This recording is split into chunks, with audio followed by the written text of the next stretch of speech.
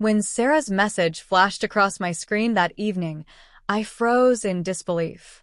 Taking a trip with my ex, don't be jealous. It wasn't just the words themselves, it was the smugness radiating from them. For 4 years, I had been patient and loyal. I worked extra shifts, covered the bills, and tried to keep our relationship steady. Yet here she was, casually declaring she was heading off on a getaway with the very man she once swept over, the one she swore had shattered her heart beyond repair. I stared at her text, chest tight and palms clammy. Did she really believe I would simply nod along while she packed a bag to be with him? A bitter laugh escaped me. For months, I had noticed the warning signs.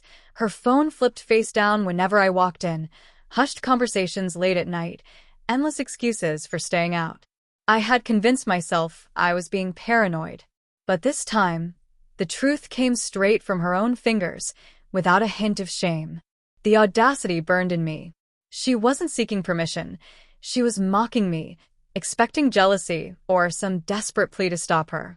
But I wasn't about to feed her ego. My hand shook as I typed back, "Don't worry, I won't be here when you return." I didn't hesitate, didn't edit, just press send. Strangely, calm washed over me. For once, I had turned the tables. I could almost see her confident grin faltering into confusion as she read it. She had always held the power, always counted on me to swallow my pride. But not this time. My reply wasn't a bluff, it was a vow. That night, I began packing in silence. Every shirt folded neatly, every drawer emptied without a trace.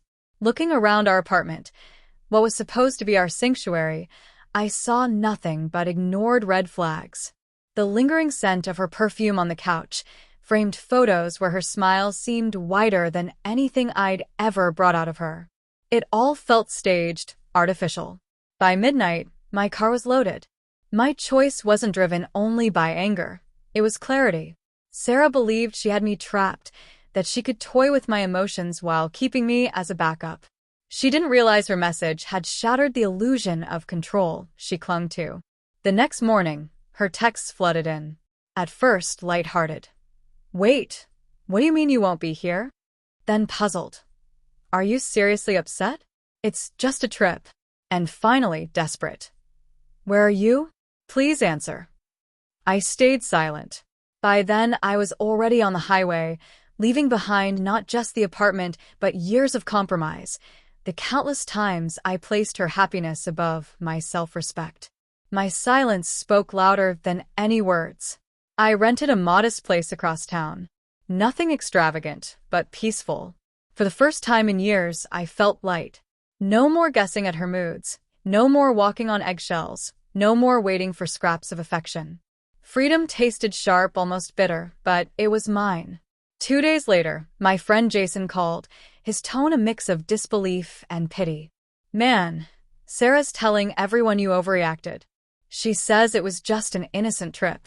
I laughed, though there was no humor in it. Innocent? She went with her ex. What did she expect me to do? Send them flowers?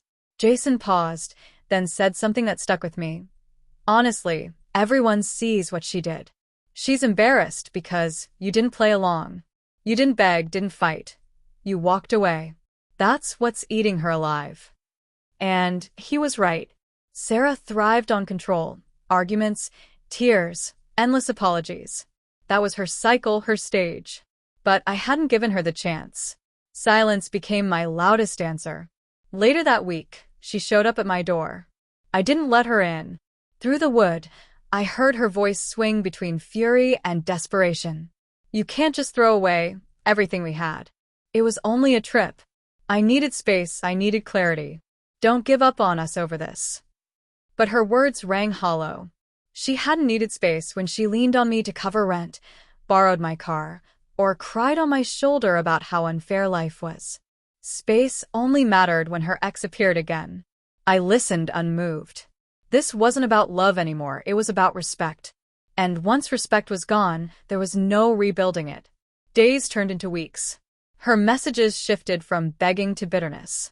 "You never loved me. You're cold. You were just waiting for a reason to leave." But her barbs no longer pierced me. I could see them for what they were, attempts to reel me back. She was unraveling, and I was finally free. I threw myself into work, rebuilt routines, reconnected with friends I had neglected. I hit the gym again, took quiet evening walks without needing to explain my whereabouts. That simple freedom, to exist without constant judgment or guilt, was priceless. One night, Jason sent me a screenshot from her social media. She had posted a photo with her ex, captioned with some cliché about rediscovering herself and true love never dying. But the comments weren't as supportive as she likely expected. People questioned her, mocked her for chasing a failed relationship, even called her out for disrespect. I didn't react, didn't comment, didn't message. I just closed the screen and smiled. Life has a way of revealing truths on its own. A month later, Sarah returned once more. This time, she wasn't angry. She was broken. Her voice shook as she confessed the trip had been nothing like she imagined. Old arguments, old wounds, old disappointments had resurfaced quickly. "I made a mistake," she whispered. "I thought he had changed, but he hasn't. You were the one who cared, the one who stayed steady. Please, give me another chance."